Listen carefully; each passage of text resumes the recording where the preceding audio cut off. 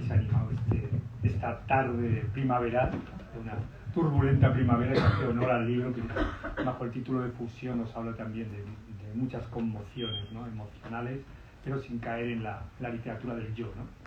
Pues bueno, yo, sin destripar el libro ni hacer spoilers, voy a intentar dar algunas pistas sobre lo que más sugería a mí la lectura de este libro, ¿no?, intentando contagiaros el entusiasmo, mi entusiasmo, para que también, bueno, os acerquéis al libro con ganas, con apetito lector, etc., ¿no?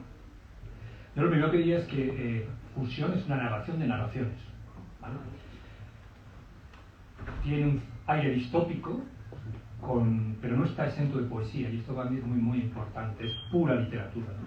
La crítica socio-ecopolítica, desde luego, no está reñida con la voluntad de estilo y con la ambición artística, ¿no?, que es lo que le da peso, aunque la obra es breve, es de una gran densidad artística, ¿no?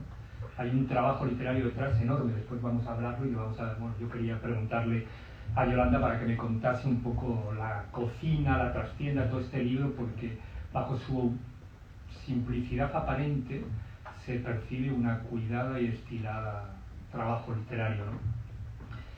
Bueno, en pocas palabras, Yolanda pone la literatura al servicio de un necesario cambio de mentalidad, ¿no? Y nos recuerda en estos 6 relatos pues la urgente necesidad de tomar medidas para poner freno a esta catástrofe medioambiental en la que estamos inmersos, en la que estamos en curso, ¿no? En estas páginas las denuncia las contradicciones de éticas o sociopolíticas de nuestro insostenible estilo de vida. Y esta denuncia sociopolítica no es, bueno, se combina con la innovación formal, con una escritura, como he dicho antes, cuidada, elaborada. O sea, la autora muestra por una parte voluntad de alinear esos principios éticos o ecológicos con unos ideales estéticos, y esto creo que es muy, muy loable, muy importante, y que no se ve tan a menudo. Entonces hablábamos, mientras estábamos conociéndonos un poco y ahondando en las entretelas del libro, ¿no?, de cómo las buenas ideas, los buenos principios ecológicos no bastan para hacer buena literatura. Son una condición pero no necesaria. Se puede haber buena literatura sin buenas ideas o sin ideas éticas, y puede haber mala literatura con muy buenos principios éticos. O sea, que hay buena literatura y buenos principios, me parece a mí. Pero bueno, ustedes lo juzgarán, ¿no?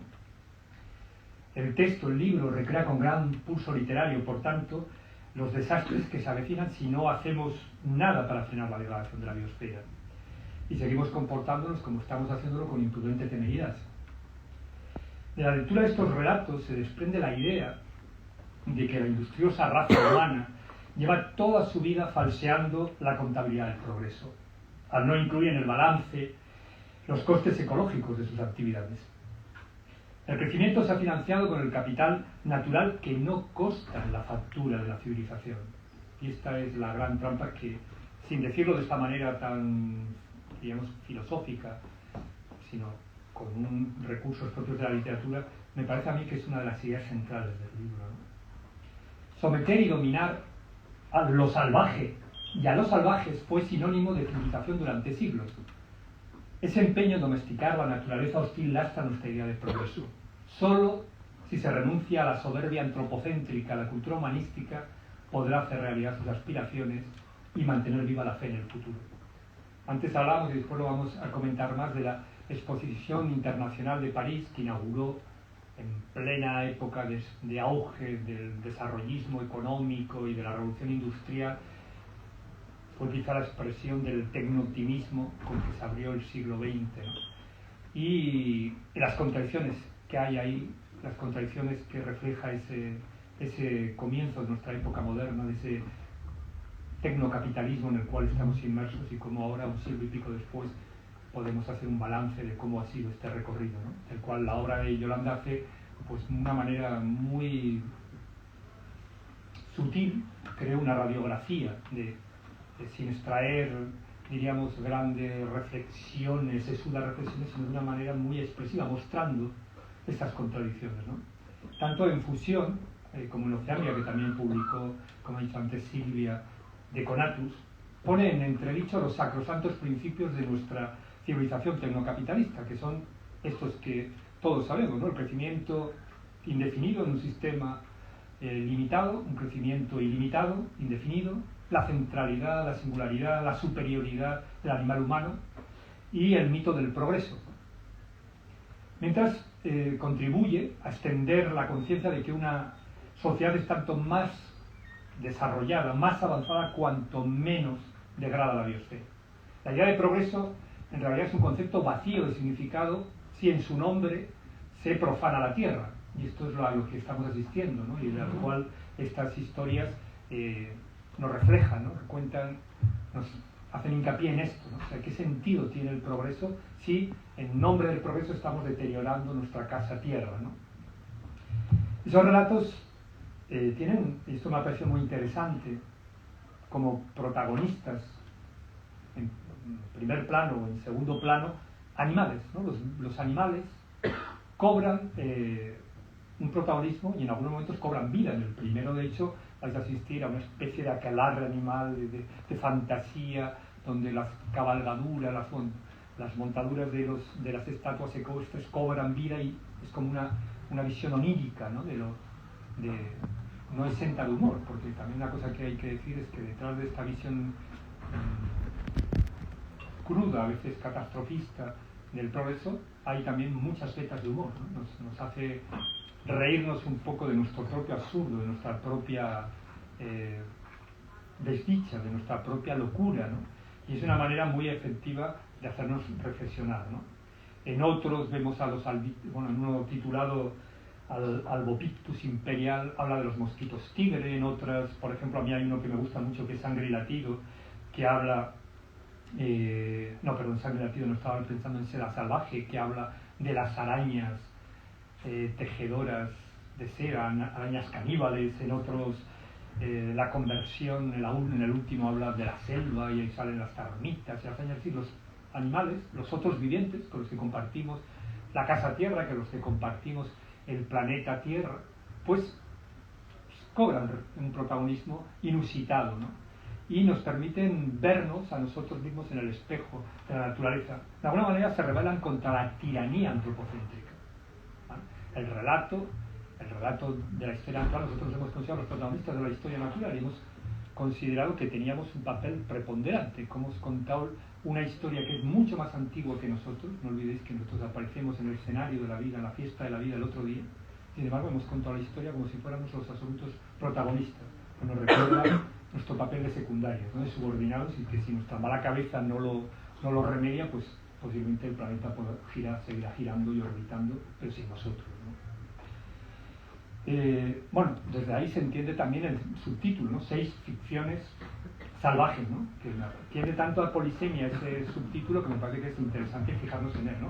Ficciones apela directamente a la literatura, salvajes a los otros vivientes, a lo salvaje, a lo que no es estrictamente humano, pero con lo que compartimos la vida. Y a mí me parece que un subtítulo factible que podría ser podría llevar este otro subtítulo, ¿no? Que es en realidad una cita que aparece en el primer texto, que es "Somos naturaleza defendiéndose". Este es un lema de un movimiento ecologista francés, el TAP, ¿no? Que para los que no sepáis, no habíais oído esto, es una abreviatura de una expresión francesa que es "zona défendre", zona que defender, ¿no? Con lo que se designaban a zonas, a lugares, si no recuerdo mal, me parece que fue el aeropuerto de Notre Dame de Landes, ¿sí? Donde se ocupó y donde se hacían espacios, diríamos, descapitalizados, donde pequeños laboratorios de una vida comunitaria y diferente al capitalismo, ¿no? Entonces, somos naturaleza que se defiende defendiéndose. Este me parece que también es un lema, aparece como cita en el primer texto del libro, pero creo que resume muy bien el espíritu. Y bueno, podría seguir y seguir, ¿no? Pero creo que lo mejor será igual, no sé si pasar a preguntas o pasamos a hacerte preguntas y un poco a... Bueno, yo haría una pregunta primero. O sea, de esta narración un poco alucinada por ratos, como hemos dicho, onírica, siempre alegórica, bueno, se perciben los estragos del cambio climático, pero te preguntaría, para enmarcar, ¿somos tan idiotas como para autodestruirnos? Estas son palabras de una de las protagonistas de tu relato, ¿no? Del primero, creo recordar. Suscribes las palabras. No hay mucha voz del yo, ¿no? Como decíamos, pero sí que hay esta frase aparece, ¿no? Bueno, esta frase creo que recoge la respuesta está dada. Efectivamente somos muy idiotas, somos la especie más idiota que creo que existe, creyendo que somos realmente la inteligencia encarnada. Entonces no somos capaces de valorar tampoco ni de tener en cuenta otro tipo de inteligencias, no las miramos y eso nos hace que seamos unos completos ignorantes. Creo recordar que en Oceánica llamabas al ser humano el mono loco, ¿no? Salía el mono, sí, simio loco. Entonces, realmente vivimos en delirios, estamos inmersos en delirios constantes. Lo que estás contando ya, estos episodios que suceden, es como una especie de la historia de las locuras de este simio, ¿no? De este simio humano que no parece entender nada, ¿no? Que no parece entender cómo funciona la vida. No sé si... Sí, entendemos, pero yo creo que lo peor de todo es el proceso que sufrimos de autoengaño y de engaño. Entiendo que lo que el libro señala también es la manera en que, en relativo a lo que decía Silvia también antes, ¿no? Que tú también has señalado sobre el capitalismo, y cómo ahí estamos ocultando, cómo realmente está ocultando los costes, ¿no? Esos costes que no entran en la cuenta final, pues eso hace que para disimular esos costes estemos creando una fantasía de la que no sé cómo vamos a salir, porque la fantasía además cada vez se convierte en algo más grande, y la fantasía ya cuando alcanza unas dimensiones estratosféricas se convierte en la gran mentira. Entonces lo que tenemos que ver es cómo desarmar la gran mentira en la que estamos. Y para eso reivindico el papel de la ficción, ¿no? Que no tiene nada que ver, la ficción no tiene nada que ver con la mentira. O sea, es todo lo contrario, que a veces nos dicen, no, es que vives en una ficción, en relación a que es una mentira, ¿no? La ficción es un instrumento de verdad, entonces... ¿Por qué nos ayuda a entender tanto la ficción, la realidad? Yo creo que es muy importante, ¿no? La realidad es una cosa ya tan compleja, tan cambiante, donde estábamos hablando de una realidad donde vivimos inmersos en un delirio. Quizá la herramienta más esperanzadora sea la ficción, ¿no? Para hacernos comprender, para podernos servir de espejo de nuestra propia locura, ¿o no?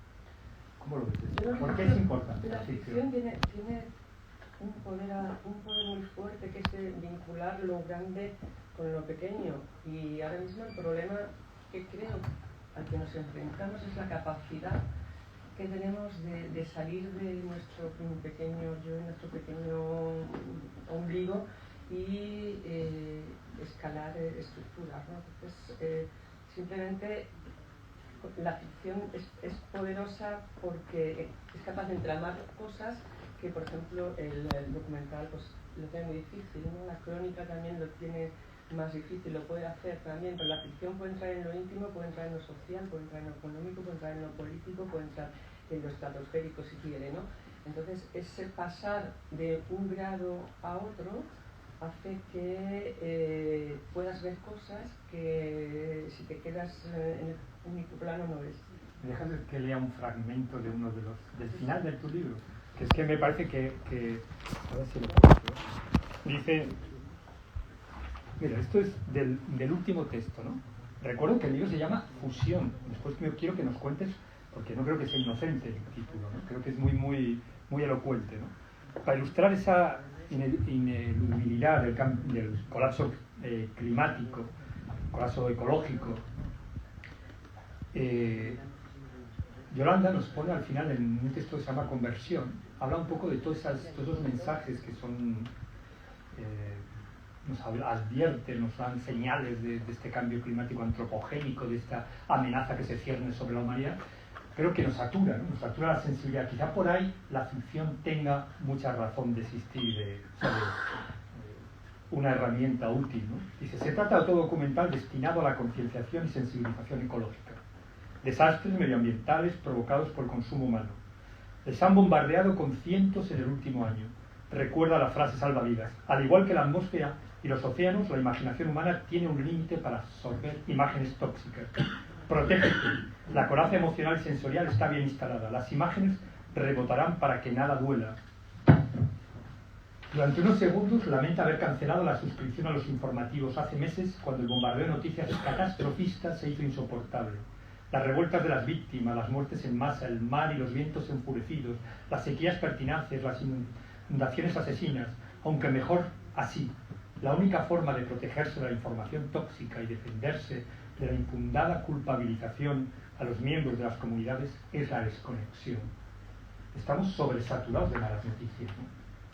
Estamos a añadir más malos datos, más evidencias del cambio climático no va a ayudar a que mejore nuestra sensibilidad. Quizá las ficciones sí, ¿o no? Sí. La saturación informativa lo que hace es un proceso de impermeabilización, y además llega un momento en que no ves, ya no ves nada, porque todo es lo mismo, repetido una y otra vez, es un bombardeo, y por eso en este relato es una persona que va a comprar una mesa, es algo muy simple, entonces sufre una serie de trampas, ¿no?, en la compra, y una de ellas es que antes de comprar la mesa la someten a una especie de prueba de concienciación. Entonces ella lo que espera es que lo mismo, ¿no?, las imágenes, pero como está entrenada, y es lo que nos pasa, ¿no? Y entonces, bueno, ya llega un momento en que ni la guerra ni las catástrofes te afectan, ¿no? Entonces la cuestión es el sonido, o sea, lo importante para lo que no está preparada es para la escucha. Y creo que eso nos pasa, es decir, que no somos capaces de escuchar. Y en el libro de relatos y en la novela también, yo trabajo con el oído mucho desde el punto de vista de la escritura, porque creo que es un sentido, una forma de percibir que no ha sido colonizado, que es mucho más libre. Está colonizado, pero no tanto. Es decir, si realmente consigues eliminar los impactos sonoros exteriores y tecnológicos, y te concentras en el sonido del mundo, con mucha atención llegas a percibir cosas alucinantes. Y de hecho, cuando se habla de las catástrofes, las tempestades y tal cual, lo primero que llama la atención es cómo se refleja la angustia ante el sonido aterrador de todo, ¿no?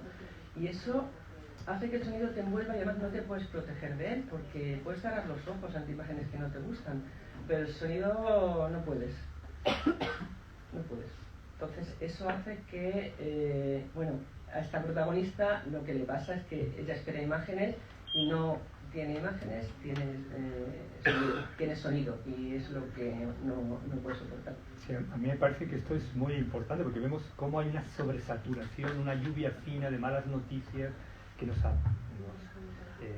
recuerdan que estamos en una situación climática, emergencia ecosocial, catástrofe, en ciernes, etcétera, ¿no? Un desastre anunciado. La gente se impermeabiliza, se insensibiliza a este tipo de noticias.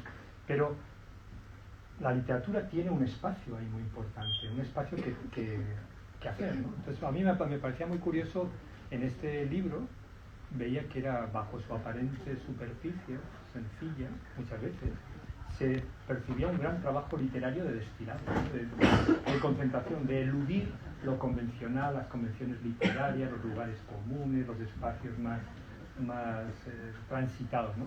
Y como dices, ir un poco colarse por el oído, ¿no? Por el oído fino, por el oído interno, ¿no? Entonces, me gustaría que nos hablases un poco del trabajo, de la cocina del autor, de cómo se ha escrito este libro, si partes de hechos reales, si haces una labor de documentación, si, como has dicho, tiras a la papelera y por todo lo que escribes, un poco que nos cuentes esto. Ahora vamos a hablar de la cocina sucia, de todo lo que limpio. Sufrimos los escritores para sacar adelante unas cuantas páginas y todo esto. Sí, es cierto, y también es interesante porque a veces ofrece perspectivas que de otra manera no se verían, ¿no? Y cada relato ha sufrido un proceso de, digamos, de destilación distinto. Son pequeños, entonces muy pequeñitos, pero muy densos, porque de alguna manera están escritos no por una necesidad de ser original ni de huir de lo común, sino de lo que me sirve o no me sirve para expresar lo que quiero, ¿no? Y algunos fueron realmente una pesadilla. El primero, el de Sangre Latido, que es el primero que escribí, que es el de los caballos. Creo que resolverlo fue aproximadamente un año largo, casi más de un año. Al final lo saqué, lo volví a meter porque no entraba. Y la cuestión es porque la tendencia narrativa, también la mía, hasta hace nada, era contar desde una perspectiva del yo, muy centrada en una mirada humana de mujeres de 50 y muchos, occidental, con las condiciones sociales y económicas X. Entonces, el salir de ahí para elevarme a un plan, descentrar esa perspectiva, no solamente para, digamos que pues hacer, bueno, pues ahora perspectiva de género, de otra clase social, de otra clase económica, de tal. La cuestión era descentrarme del punto de vista humano, es decir, intentar que ver las cosas no solamente es complicado de explicar, a ver si lo consigo, centrarte como especie. Entonces, centrarme como especie no es quiero pensar ahora como un mono, sino quiero ver qué relación hay entre la araña y nosotros humanos, y ver cómo en esa relación intentar colocarme en otro lugar que no sea el del supremacismo y la excepcionalidad humana, ¿no? He querido como intentar acercarme desde otro lugar. Entonces, allí el proceso, por ejemplo, con los caballos fue casi traumático, porque yo creo que durante 6 meses, no sé por qué, yo veía las estatuas de los caballos y sentía mucha angustia, porque veía el animal en esa posición. Yo lo que veía ahí era el dominio completo del hombre con el animal, que de alguna manera históricamente nos ha construido como civilización también, ¿no? Con su sacrificio de las guerras, con los fondos de energía, una parte muy importante. Y yo solamente veía estatuas, veía las estatuas, me provocaba mucha angustia, ¿no? Y en un momento dado, cuando llegué a vivir a Madrid, cerca de Atocha, pasaba por los caballos que están encima del Ministerio de Agricultura, que son los Pegasos, y los veía todos los días. Y en un momento fue como que vi como que parece un poco delirante, ¿no? Y alucinatorio, pero sí que vi como que los caballos empezaron como a cobrar vida y no sabía tampoco muy bien por qué, ¿no? Entonces fue una operación de filtrado, por un lado el proceso de imaginación con una perspectiva ecológica que tenía que coordinar y con una inquietud intelectual sobre un trabajo de investigación que estoy haciendo sobre literatura y fosilismo, ¿no? Y extractivismo fósil. Entonces ahí, ese era el filtro. Entonces, por un lado, si proyectaba excesivamente el pensamiento de qué es lo que creo, cómo creo que el extractivismo y toda la cuestión de la relación que hay con el capital y cómo todo eso nos va a llevar al desastre, sí o sí, como ya nos ha anunciado, más los caballos, que eran la energía anterior al extractivismo fósil, es decir, era la energía orgánica, y cómo pasamos de una civilización que está basada en lo animal y en lo orgánico a una civilización que está basada en la energía de la muerte, porque la energía pues es una energía de una materia que ha sido muerta, está muerta y enterrada. Entonces, una fusión de temporalidad. Entonces, todo esto es puro pensamiento, ¿no? Es puro pensamiento que se abstracto, que siga sumando a la capa vital que a mí lo que más me... O sea, si yo tuviera que resaltar qué es el valor de tu trabajo, es precisamente coger esas ideas que son intelectuales, analíticas, reflexivas, de lo que es el capitalismo fósil, la crisis del capitalismo fósil, las fundaciones, pero no escapar de la literatura del guión, ¿no? Es decir, estamos entre 4 paredes llenas de libros y el 99% de estos libros pertenecen a lo que podríamos etiquetarlos bajo la literatura del yo.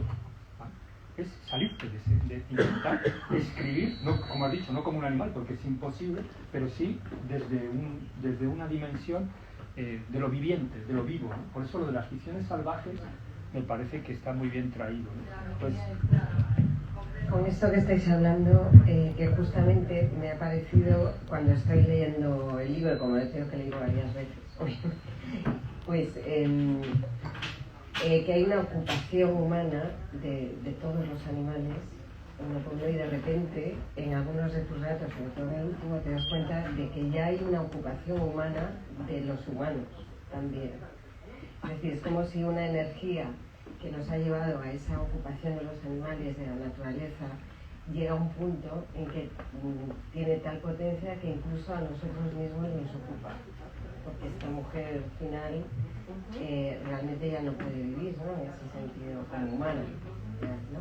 Y no solo es ficción, porque es ficción todo esto que montas de un posible mundo futuro, sino que el mundo que vivimos normalmente ahora parece una ficción, o igual es más ficción que lo que cuentas ahí, y realmente nos sentimos ocupados, porque estamos totalmente observados, somos datos, somos números, somos clientes, cualquier cosa menos persona. Y yo creo que eso sí que está en el libro y me ha parecido fantástico que hicieras como ese paso de una araña pequeñita ocupada al ser humano ocupado.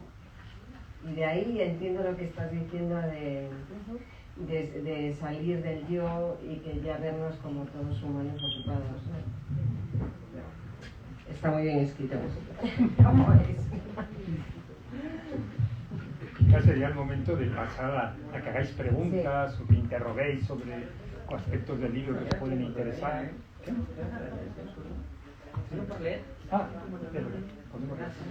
Sería muy interesante eso que hemos apuntado al principio, que no, al final, yo creo que sí que da una visión del libro muy interesante, ¿no? Es decir, la exposición internacional de París, ¿no? De 1898, ¿no? 1900, sí.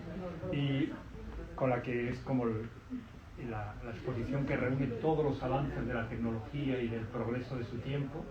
Hay unas páginas donde se cuenta, muy documentadas, muy detalladas, donde se habla no con cierto humor, cierta ironía, pero también con fidelidad al dato de ese momento, ¿no? Que es un momento estelar con que se inaugura el siglo XX y que también nuestra época, ¿no? Nosotros quizá estemos en el tardo capitalismo que se inauguró en aquella época, ¿no?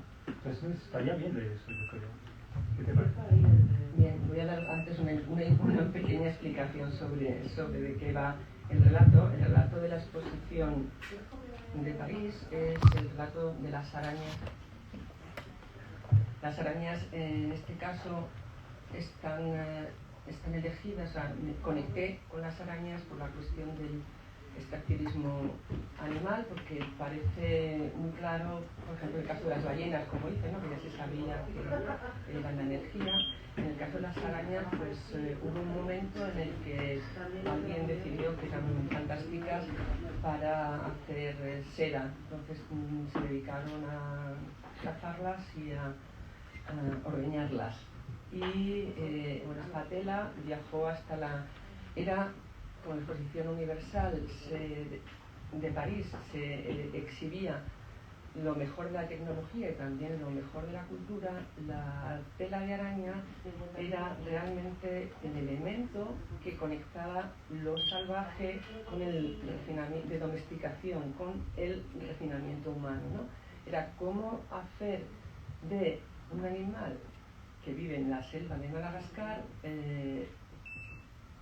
explotado y manipulado y ordeñado por los indígenas y la inteligencia y la aplicación de la tecnología francesa, pues Francia decidió con el padre Cambouis, o sea, todo esto es real, está documentado y no hay prácticamente nada de invención en ese relato, y sin embargo parece que es todo locura, ¿no? Pero no, es así. Y bueno, pues decide que esa pieza tiene que ir a la exposición en la zona de el pabellón de Madagascar, ¿no? Y claro, el pabellón de Madagascar estaba dentro de lo que por aquel entonces era la moda y tenía mucho éxito, que eran los toros humanos. Bueno, no estaba dentro exactamente, coincide con eso, pero está en el pabellón de la República, o sea, de Madagascar, y ahí se ve toda la animalización de los seres humanos, ¿no? Entonces, hemos elegido este fragmento porque cuenta un poco las tres cosas, ¿no? La explotación de lo salvaje, no solamente de los animales, sino también de los seres humanos, como barnizado por la cultura y como expresión de la sofisticación de la tecnología del progreso, ¿no? Entonces, bueno, aquí están los personajes y los personajes están paseando por la exposición. La exposición es realmente infinita y sí, tienen que seguir pateando, tienen que verlo todo y sentirlo todo. El gran globo celeste y la gran noria, y la vista desde la punta de la gran torre, el inmenso catalejo que te lleva a tocar la luna. Y los elefantes, sí, alguien les habló de los elefantes, y de los leones marinos, de camellos y camelleros, de árboles de frutos suculentos, de plantas carnívoras y cabezas guebarizadas. No pueden perderse los pabellones coloniales en los jardines de Trocadero. Es de lo más fascinante. Verlos así, tan cerca, con sus casas y sus cosas, es increíble cómo viven y cómo se mueven y cómo visten. Parecen animalitos. No todo va a ser visitar máquinas, artilugios rarísimos y obras de arte. Hay que conocer el lado salvaje del mundo, acercarse a la vida de esos pueblos primitivos que algún día saldrán de la oscuridad, iluminados por ellos. Se mastica la excitación de perderse en la jungla, literalmente en la jungla, en la espesura recreada a los pies de la antena supersónica, ahora eje del mundo. Panorama de las colonias. Ministerio de las colonias. Colonias francesas, colonias extranjeras, Tonkin, Indochina, Camboya, colonias portuguesas, Transvaal, Indias, neerlandesas, Asia, Rusia, Siberia, Egipto, India, Madagascar. Una experiencia intensa, escalofriante, emocionante. Junto a las patas abiertas de la gran torre se despliega el espectáculo de lo salvaje. Los zoos humanos están en pleno auge, ninguna ciudad europea importante se priva de ellos. La experiencia tiene fama de excitante y única, fundamental para entender la labor civilizatoria, la necesidad histórica del encuentro. Dicen que viven revueltos, que se comen los unos a los otros y andan siempre desnudos. Tienen una mirada tan penetrante que sientes la furia del animal. Las mujeres se aferran tenerosas al barroco de sus hombres, ellas y ellos visiblemente perturbados por la cercanía de los cuerpos negros semidesnudos. Los pechos desnudos de las hembras, y los brazos desnudos de las hembras, y los hombros desnudos de las hembras, y los vientres desnudos de las hembras, y las piernas desnudas de las hembras moviéndose de un lado a otro como si nada, sin sombra de pudor o vergüenza, y los cuerpos musculosos y brillantes de los guerreros como animales híbridos, quimeras salidas de una pesadilla. Plumajes coloridos, dientes enormes al cuello, calaveras, pieles de tigre y león, de cocodrilo y serpiente. Las caras pintadas y perforadas para asustar a bestias y hombres.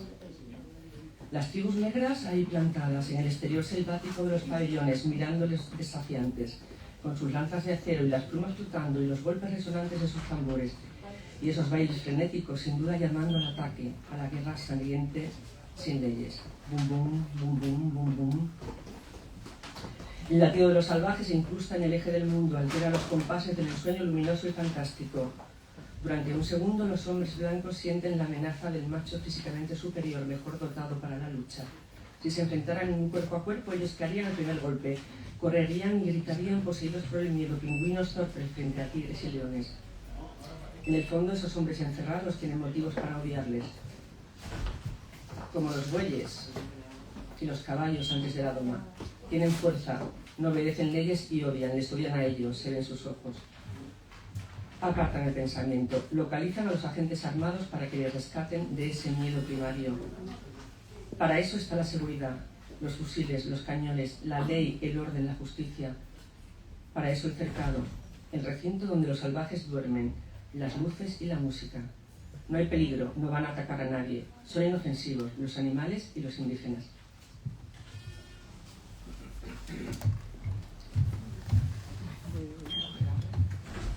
Y ahora sí, ¿no? Pasamos al coloquio. Bueno, aquí hay gente que sé que ha leído ya el libro, entonces bueno, estaría bien también que si se atreven a aportar su opinión sería bienvenida. Y si, mientras lo desveles, la trama intrigantísima que hay en cada uno de los relatos, como ya habéis imaginado, ¿no? Si gana el hombre, gana el animal, el mosquito o la araña, entonces estaría bien que supiéramos también vuestro aspecto.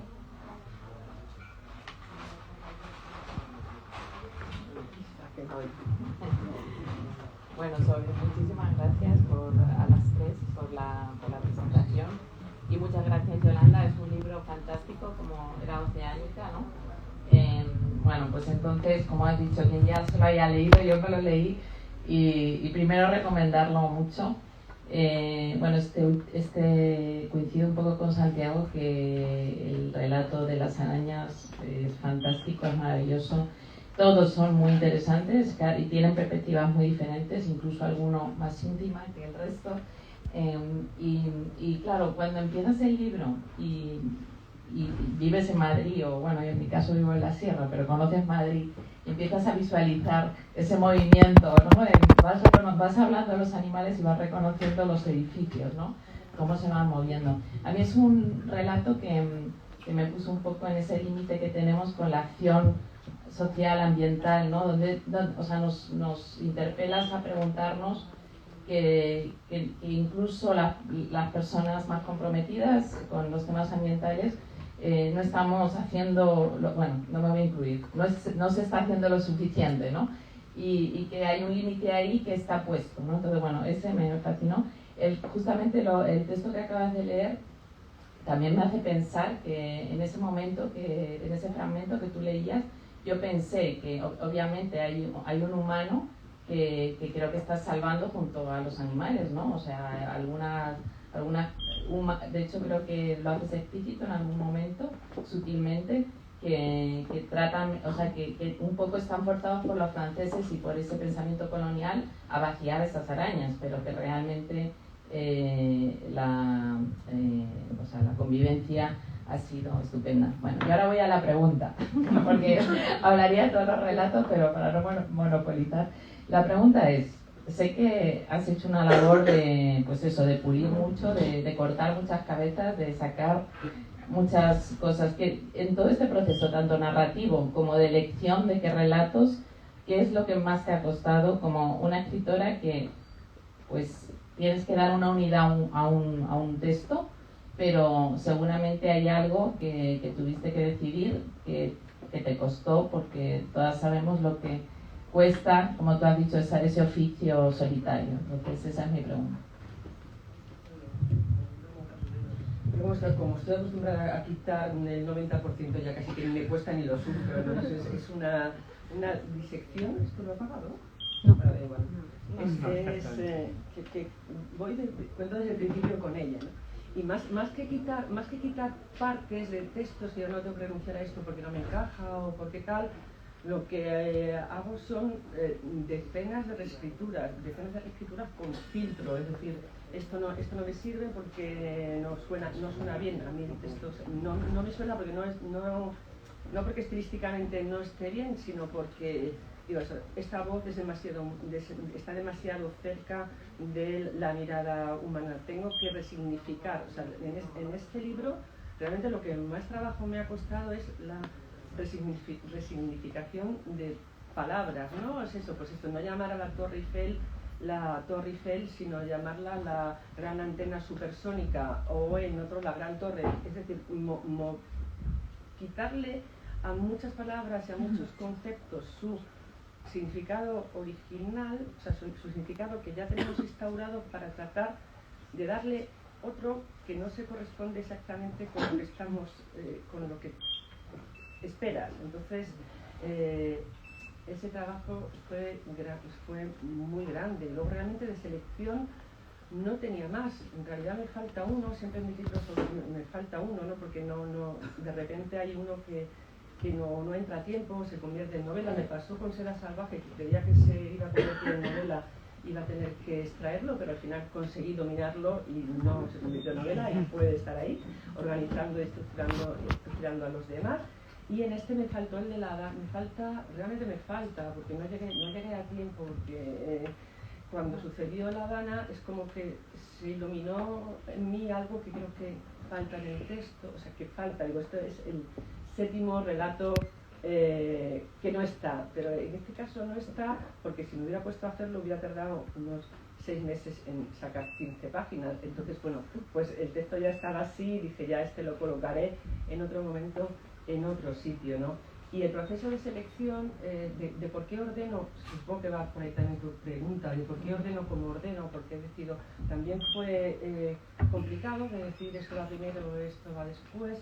Al final Silvia con su lectura también fue bastante valiente, porque a mí me daba un poco de miedo empezar con el relato de los caballos, con sangre y latido, a pesar de que fue el primero que escribí, el último que escribí, porque ya como os he dicho antes, lo empecé y luego tuve que volver a cerrar. Me daba miedo porque me parecía que era quizás excesivamente arriesgado, no solamente estilísticamente, sino también por la violencia y la locura, por la violencia del lenguaje, ¿no? Por el intento de ajustar, de quitarle, o sea, de dotar al lenguaje de crudeza y de resignificar, y también por el contenido de mezclar muchos planos dentro de ese relato, ¿no? Pero al final decidimos empezar por ahí, confiando en que los lectores son valientes y que no se van a asustar por una bobada, y que van a como dijo un amigo, digo, van a matar, y bueno, que no haya muerto aquí ya lo tengo conquistado para el resto del texto, ¿no? Y luego el orden, desde mi punto de vista, son parejas que van funcionando juntas, ¿no? Entonces van juntitos, y aparte también por densidad, ¿no? Quiero que también se respire un poco, ¿no? Es decir, no está impactando. Yo creo que es una escritura la mía muy sísmica, en el sentido de que esta conciencia de escribir en el seísmo hace que el texto esté sacudido por el mismo seísmo. Es decir, hay como una especie de convulsión que azota el pensamiento. Quiero transmitirlo también a los lectores, ¿no? Y no creo que sea un libro para devorar, porque no, yo creo que si te lees uno y luego descansas un rato, o 2 ratos, o 4 ratos está bien, y luego te lees el siguiente y coges un poquito de impulso, no de impulso, sino bueno, porque creo también que en mi idea es más bien que el lector, que bien es un libro que lo he devorado, yo preferiría que el libro devorase a quien está leyendo, ¿no? En vez de que si fuera la inversión, sí, no es una escritura para devorar, quiero que sea más una escritura que devore de alguna forma el pensamiento y el sentir de quien está ahí, ¿no?